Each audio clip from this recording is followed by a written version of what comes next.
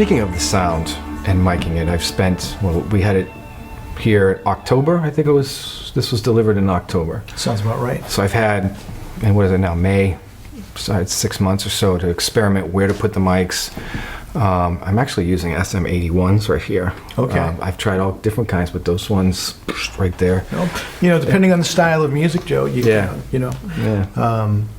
I was just talking to Mike O'Reilly, who was the chief engineer for Atlantic Records for 30 years with Arif Mardin, this morning, as a matter of fact, and we were talking about miking pianos. And he just did a jazz album over the weekend where he said what he did was he still had the piano open, but he threw a cover on the thing and mic'd it that way, and he got these great sounds. So, there's endless possibilities. But go ahead. Yeah, I found a six microphone technique, two stereos there, stereo pair where the bass is, because there's a stereo image if you're facing it. Right. There's a stereo image here, and there's also a stereo image there, and then I used 2 room mics over my head. Okay. And it's perfect. I'm always experimenting, but I got a nice sound for this album, and so this came into my house. Awesome. And I was I'm so glad it did. Me too. I'm glad I could do that for you. Me too, Joe. Yeah.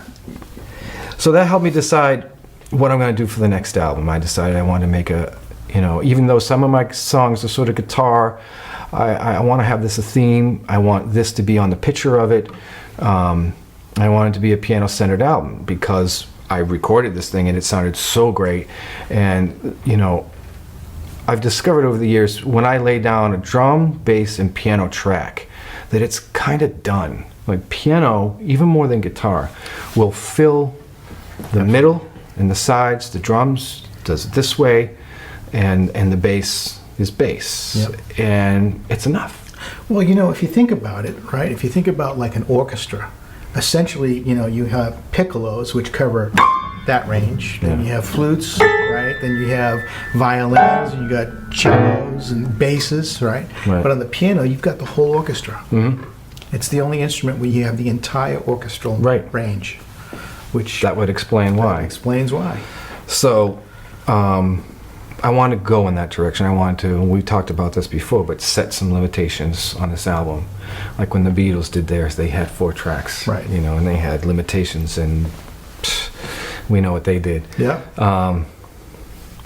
And so a piano-centered album, I want, and in recording this, I had to get used to like the hammers going, and this thing going, and But you want that. I want that. Yes. I want that between real drums, big fat real drums, real bass, and all the nastiness, the cool nastiness that comes out of that.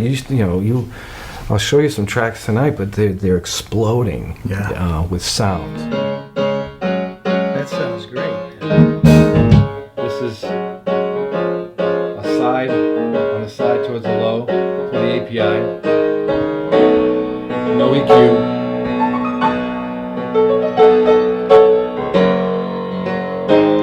And this is 2 ribbon mics over my head. And I've never had the opportunity to, in my own studio, record a piano, and I'm listening back and I'm like, wow, this is done. It's interesting how it works. At the end of the day, it's all about the song. But the instrument inspires the musician. Yeah. Right?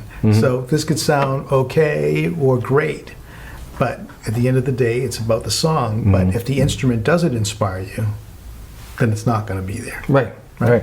And the songs have taken a long ride too. I mean, these songs have been tested through performances and picked the best 10 out of no better way. A lot of songs. So the songs have taken a long journey to where they are. JoeMerrick.com